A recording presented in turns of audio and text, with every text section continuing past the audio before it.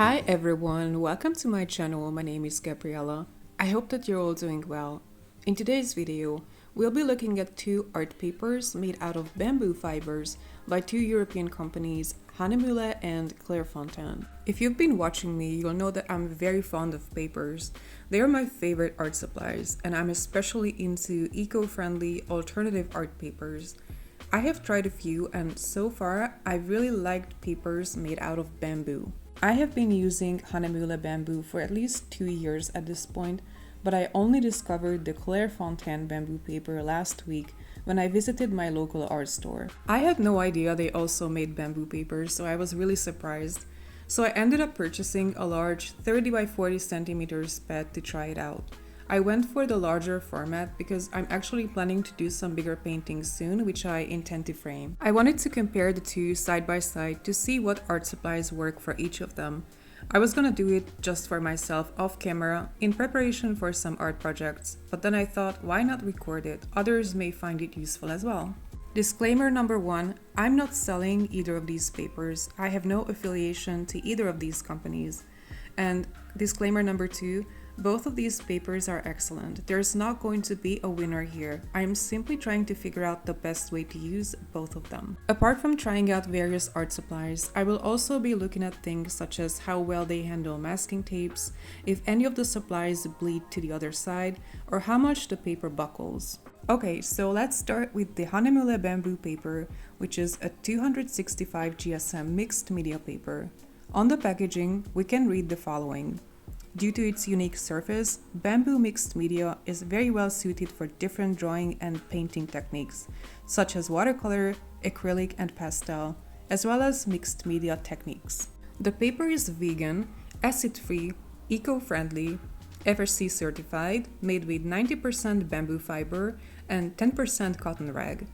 It has a rather textured, natural white surface, and according to the manufacturer, it's extremely age-resistant and resource responsibly. I use this paper almost exclusively with watercolors and inktands. I think this is what the company primarily designed it for. Even though it's advertised as mixed media, it really is a watercolor paper. And I think it's safe to say that that's what the company intended, as Hahnemühle literally included this bamboo paper in their watercolor paper selection kit along with Cornwall, Harmony, Britannia, Turner, and many more of their popular lines. The paper has a very delicate surface that is easily damaged with masking fluids, masking tapes, or excessive erasing, so personally, I don't like to sketch on it. I usually do the line work on a sketch paper, and I later transfer it onto the bamboo paper. In my observation, the paper has a very good internal sizing, stopping the paints from bleeding through, but apparently it has no surface sizing or minimal surface sizing. That's not great for certain things, but pretty good for watercoloring, especially wet on wet. Despite what I just said, the paper handles water-soluble pencils such as watercolor pencils or graphitin pencils and watercolor markers really well, and for the most part, the colors retain their vibrancy even after completely drying, which is a huge plus.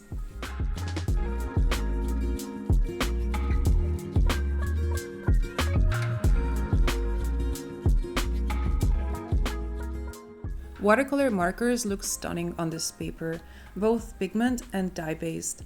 Whether you want to use them as regular markers or create watercolor washes with them, either way, the marker strokes are completely gone. Personally, I don't use watercolor markers very often, but now that I'm creating these swatches, I feel fired up to use them more.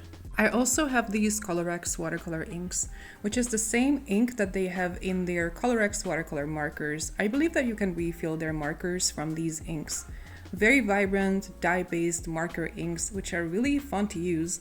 However, they have a tendency to bleed through. I have recently destroyed not one, but 2 spreads in my art creation sketchbooks with these inks.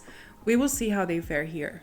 And finally, let's see some watercolor crayons. First, the Mangyo Aquarelles, then some Stabilo Woodies. In my opinion, this paper is too textured to use crayons or even colored pencils on it, with the exception of watercolor pencils, which are rather nice. The Mangyo Aquarelle crayons dissolved okay, although you can definitely see the crayon marks still.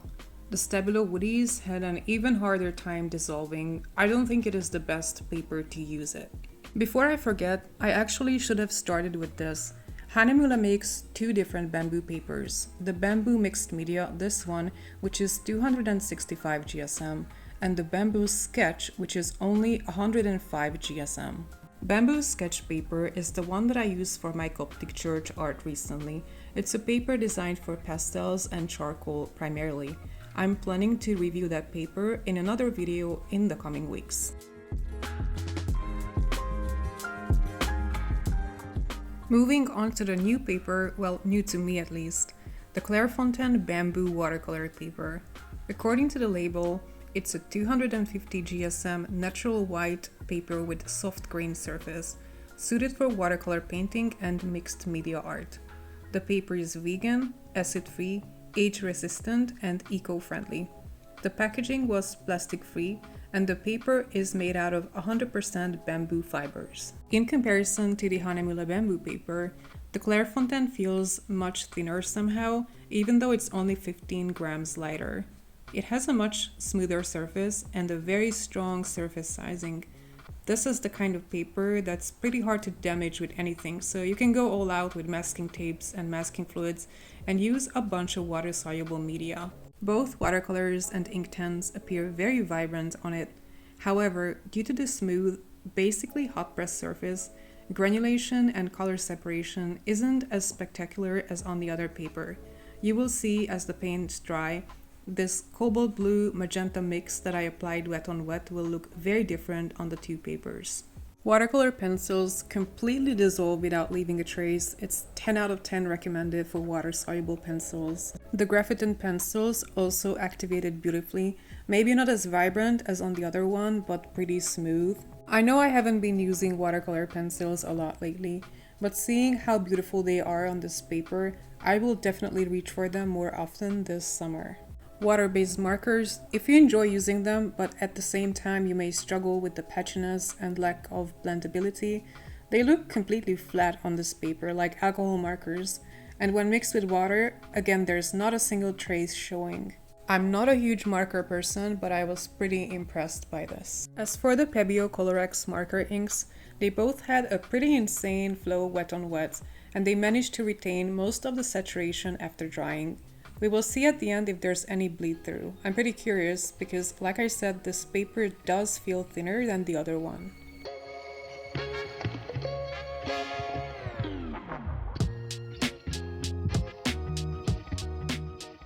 And the watercolor crayons, while the Mangyo aquarels dissolved alright, I think it would be a good paper to use them. As for the Stabilo woodies, they were less successful. To be honest, the only paper that handles Stabilo woodies well wet on wet that I'm aware of is Canson XL and Canson Mixed Media paper. But I very much liked painting with the Stabilo woodies if I picked up the pigment with my brush. I'm actually very tempted to use the woodies as a paint palette on this paper.